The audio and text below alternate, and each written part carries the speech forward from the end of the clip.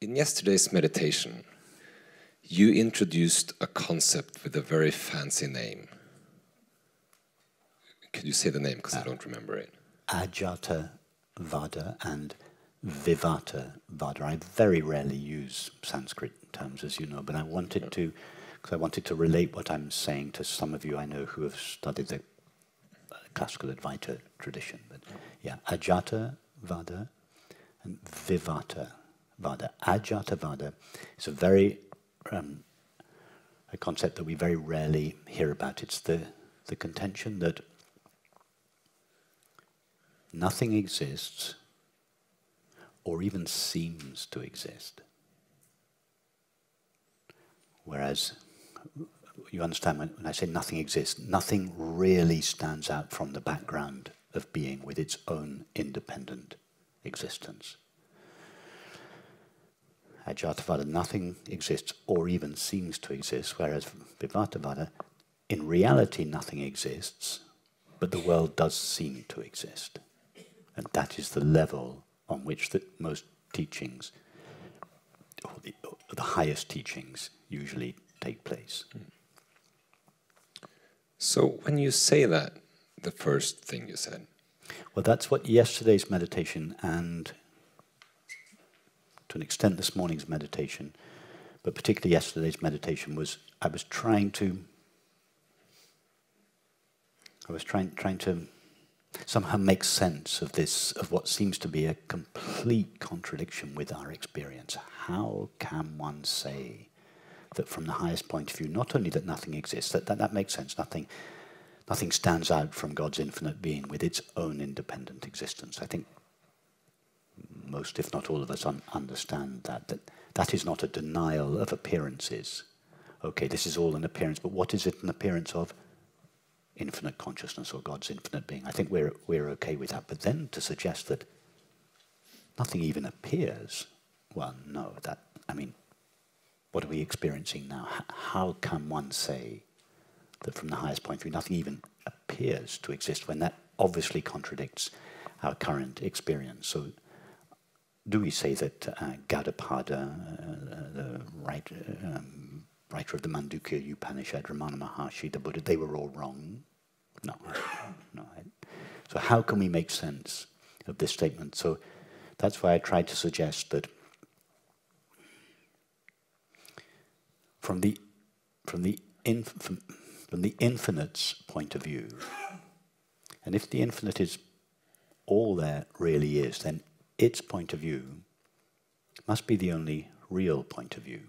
From its point of view, as we saw with the conversation with Susanna and this morning and yesterday, the infinite cannot separate itself from itself and know itself, or indeed anything, as an object. It cannot stand apart from itself and know anything. It cannot know in subject-object relationship, because as soon as we divide into a subject-object relationship, both the subject and the object must be limited. The subject is limited and the object that it knows is limited. But the infinite can't cease being the infinite and become something finite. So from its point of view, it cannot, that not only can there not be anything other than itself, but it cannot experience even the appearance of anything other than itself, because to experience an appearance, one must do so from a finite point of view. So in its pure experience of itself, there is no manifestation or even the appearance of any manifestation. Whereas from our finite, limited, localized points of view, there is most definitely the appearance of a world, even if we then question the reality of that appearance, as we do here. Now, there are no teachings, to my knowledge, that speak at the Ajāta level. Or if they would just, those teachings would just remain. They're not. They couldn't be teachings. There's nothing to teach there. That would just be silence.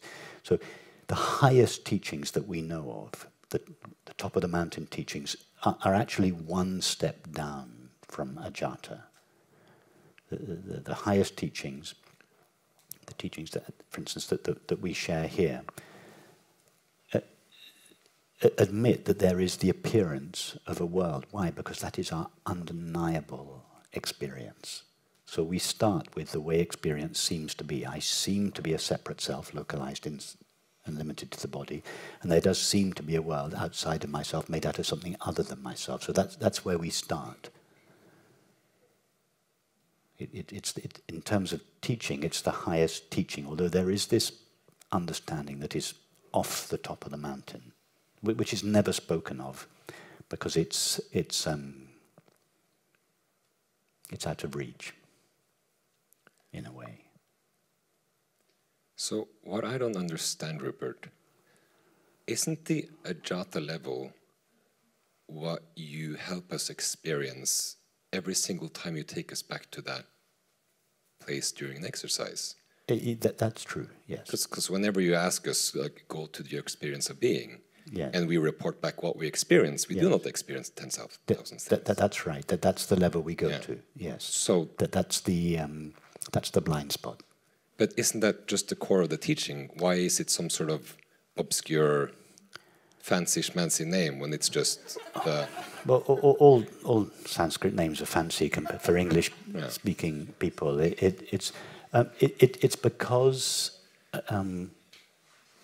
it's not only referring to the experience that we have, the experience of the blind spot in which there is no manifestation. It's also a philosophy that says that doesn't even admit the appearance of a world. So you're right, as an experience, it's the very ordinary experience of the awareness of being. But it's the philosophy that accompanies it that is seems to conflict with our everyday experience. But you're right, the actual experience of the absence of manifestation, or even the appearance of that manifestation, is what I was speaking of this morning, the blind spot, just the pure awareness of being, luminous darkness, absolutely, yes. So as long as I just go back there, I'm not missing out on any fancy... No, not missing anything, Yeah, stuff. right. No, not at all. No. Yeah, thank you, Rupert.